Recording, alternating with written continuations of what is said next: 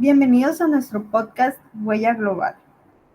Hoy abordaremos un tema fundamental para comprender la historia, la política y la economía de América Latina, los efectos de la Guerra Fría en nuestra región. A pesar de que América Latina no haya sido el epicentro de este conflicto, fue uno de sus escenarios más intensos. Hoy conmigo están mis compañeras María Tinoco y Daré Siquio, con las cuales vamos a explorar cómo es que este conflicto global moldeó nuestro presente. Pero hay que empezar contextualizando este gran momento histórico. Así es. Buenas tardes, hola Ivana, muchas gracias por tenernos aquí. Pues mira, ya sabemos que tras el final de la Segunda Guerra Mundial, pues se inició la famosa Guerra Fría. Y pues fue aquí en donde se enfrentaron ideológicamente Estados Unidos y la URSS. Y este conflicto pues no fue militar directamente entre ambas potencias, más bien fue como una guerra de influencias. Pues en América Latina esta influencia se expresó a través de intervenciones políticas, económicas y militares.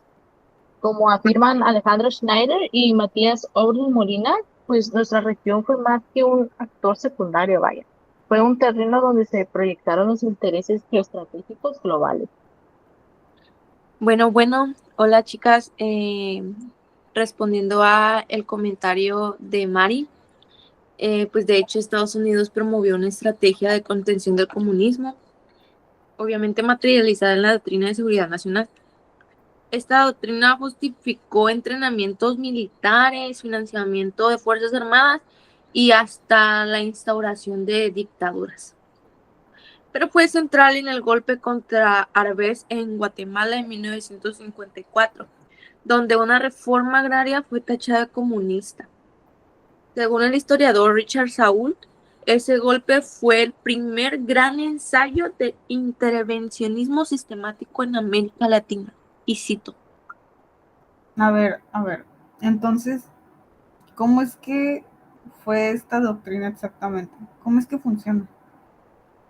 Pues mira, esta doctrina fue un enfoque que priorizó la lucha contra los enemigos internos. O sea, se formó a los ejércitos latinoamericanos en contrainsurgencia. Muchas veces fue en la Escuela de las Américas, pues aquí los derechos civiles y los humanos pasaron a segundo plano frente a la seguridad. Y pues, como le señaló Daniel Spencer, pues esta doctrina fue una herramienta para disciplinar a las sociedades latinoamericanas en nombre del anticomunismo, ¿vale? Ah, ok. Entonces, esta doctrina, más que una defensa, fue un tipo de ofensiva, ya que atacó a los sindicatos, a los partidos, a los medios alternativos y pues en sí a las ideas. Y así como lo sostiene Bani Petina, no solo se trató de influencias externas, sino de alianzas con élites locales interesadas en mantener el statu quo. Hablando también sobre impactos que tuvo en América Latina, yo creo que uno de los puntos de inflexión fue la Revolución Cubana en 1959, cuando Cuba se convierte en modelo alternativo y se convierte también al mismo tiempo en aliada de la URSS. Esto desató, obviamente, una respuesta inmediata de Estados Unidos, creando la Alianza para el Progreso. Pero tras el discurso de ayuda había un intento de frenar otras Cubas. Así es, y pues también se intensificó la polarización ideológica. Y pues miren, aquí la izquierda se dividió entre quienes seguían la vía electoral, por ejemplo, como el Partido Comunista en Chile, y aquellos quienes optaron por la lucha armada, como por ejemplo fueron los Tupamaros en Uruguay. Y pues miren, según Alejandro Schneider, estas opciones dependieron tanto de los contextos locales como de las tensiones internacionales. ¿Y qué implicó esto para la ciudadanía común? Pues persecuciones, desapariciones y hasta exilios. Y obviamente también el bloqueo de reformas estructurales. Ejemplo de esto es la reforma agraria integral, impulsada pues en algunos países y pues fue transformada por presión de Estados Unidos. El escritor Oberlin Molina dijo que se promovieron diversas formas light, como las llamó él, que no tocaran los intereses de las élites ni se acercaran al modelo pues cubano. Así es, y mira, en la ciudadanía en Perú, durante el gobierno de Velasco Alvarado, que fue de 1968 a 1975, se intentó una reforma agraria profunda. Así es, pues, en gobiernos con orientación nacionalista, como el de Frondizi en Argentina, las presiones externas fueron bastante enormes, especialmente en áreas como la energía y la minería. Pues en sí podríamos decir que todo esto es una muestra de cómo es que este conflicto se vivía inclusive en los proyectos de desarrollo. Según el historiador Odd Arne Westad, la Guerra Fría globalizó los conflictos locales, imponiendo modelos ajenos a las realidades de los países del sur global. Yo creo que otro tema a resaltar la guerra, sobre esta guerra es cómo afectó en la cultura, pues en sí las ideas, el arte y la educación. ¿Ustedes cómo creen que se expresaron estas tensiones? Pues mira, qué bueno que lo mencionas. Mira, la cultura fue un campo de batalla simbólico.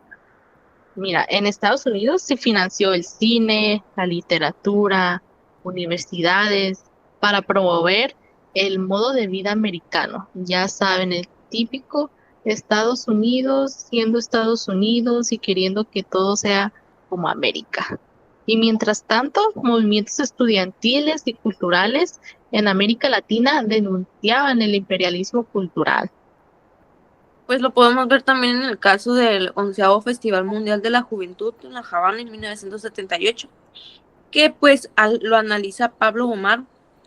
Esto es un gran ejemplo para los jóvenes que se convirtieron en actores políticos, que pues articulaba lo local con lo global. Así es, de hecho esos ejemplos son, lo que ustedes dijeron es un gran ejemplo de cómo es que existía una represión a los intelectuales, a los artistas y a los docentes en ese entonces, ya que en muchos países se persiguió a quienes proponían modelos educativos críticos o populares. Pasemos a otro punto, que ahora bien vamos a hablar sobre el modelo económico. ¿Ustedes cómo creen que influyó la guerra en nuestras estructuras productivas y políticas de desarrollo? Tomo la palabra porque creo que esto es muy interesante recalcar. Mira, la Guerra Fría reforzó la estructura de dependencia en América Latina. Eso lo sabemos. Pero Estados Unidos, a través de organismos como el FMI o el BID, impulsó modelos de industrialización subordinados. La famosa sustitución de importaciones terminó siendo controlada por capitales extranjeros. Países como Brasil o México se convirtieron en polos pues industriales, pero con fuerte dependencia tecnológica. Así es, y mira, autores como Rui Mauro Marini, pues hablaron de esta superexplotación de la fuerza de trabajo. Dice que la teoría de la dependencia muestra que el crecimiento latinoamericano no solamente era desigual, como pues hoy en día también podemos verlo, sino que funcional al desarrollo de los países centrales. Así como dice Dos Santos, que esta es una relación estructural. O sea, miren, esta relación no es un error, sino que es un sistema que beneficia a unos y empobrece a otros. Pues sí, Mari, lo podemos ver en el caso energético, ya que este es ilustrativo. Pues la creación de empresas estatales como Petrobras o YPF enfrentó obstáculos internos y externos también, vaya. Núñez y Formillo analizan esto en cómo las presiones de Estados Unidos bajo el manto de anticomunismo impidieron políticas de soberanía energéticas pues duraderas. No, y es que esta dependencia no solamente fue económica, sino que también se vio acompañada de endeudamiento, de condicionalidades políticas y del control sobre el gasto público, ¿saben? La Guerra Fría no solamente moldeó el cómo se producía, sino que también cómo se pensaba en el desarrollo mismo y cómo es que nuestras economías fueron funcionales y al centro del sistema mundial. Digo que hay que irnos por otro tema muy importante, el cual es el impacto ambiental. ¿Ustedes cómo creen que se vinculan las decisiones tomadas en la Guerra Fría con la actual crisis ecológica en América Latina? Durante la Guerra Fría se consolidó un modelo de desarrollo extractivista, pues minería, petróleo, monocultivos. Vengo lo señalado claramente.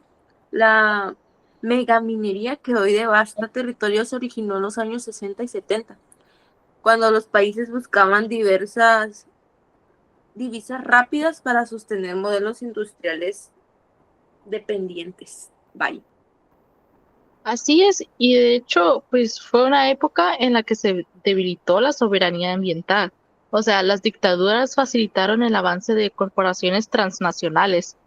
Por ejemplo, la Amazonia brasileña, el altiplano andino o la Patagonia argentina fueron convertidos, pues, básicamente en zonas de sacrificio. Y pues como lo advierte el IPCC, muchas de las consecuencias actuales, como las sequías, la pérdida de biodiversidad, los desplazamientos, no se entienden sin mirar las raíces estructurales, ya que la Guerra Fría no solo nos dejó heridas políticas, sino que también un modelo ambiental insostenible. Pasando a otro tema, ¿ustedes cuál creen que fue el papel de los ejércitos y las fuerzas de seguridad durante este periodo? ¿Cómo creen que se relaciona esto con la doctrina de seguridad nacional? Pues mira, la militarización fue total. O sea, desde el TIAR en 1947 hasta la doctrina de seguridad nacional. O sea, los ejércitos se convirtieron en actores políticos. Muchos gobiernos eran de facto, pero otros fueron civiles subordinados al poder castrense. Pues lo vemos con la formación en la Escuela de las Américas, ya que inculcó una lógica contrainsurgente. El enemigo era interno, vaya. Sindicalistas, estudiantes, campesinos eran vistos como amenazas. De ahí surgen las operaciones represivas, Cóndor en el Cono Sur y los escuadrones de la muerte en Centroamérica. Pues desde mi punto de vista, yo creo que esto afectó generaciones, ya que habían miles de desaparecidos, presos políticos, familias destruidas, y esto también creó una cultura del miedo que inclusive hoy en día se percibe en la relación entre la ciudadanía y las Fuerzas Armadas, ya que existe una, ni siquiera hay confianza en nuestro sistema de seguridad, ¿saben? Y pues ya para terminar, hay que hablar de la memoria. ¿Ustedes cómo, cómo creen que se ha recordado o se ha silenciado este periodo? ¿Qué resistencias han surgido debido a este? Pues mira, durante mucho tiempo la Guerra Fría fue contada desde el norte, o sea, pero desde los años 2000 ha habido un giro, o sea, se reivindica el papel activo de América Latina. Ya investigadores como Petina, Saúl o Schneider proponen una historia más compleja y situada a América Latina. Sí, aportando un poco a lo de Mari, también se recuperan las memorias de pues, resistencia, campesinos organizados, madres que buscan a sus hijos desaparecidos, comunidades indígenas que defendieron su territorio, artistas que cantaron la verdad. Pues sí, tienen mucha razón. Y pues como dijo Snyder, la sombra de la Guerra Fría sigue aquí, pero también la luz de quienes soñaron con otros futuros. Y pues en sí, este episodio busca ser parte de esa memoria viva.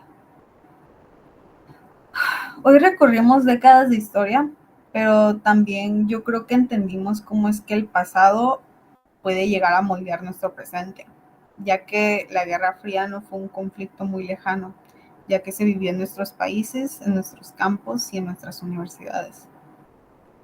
Y pues muchas preguntas actuales, ¿no?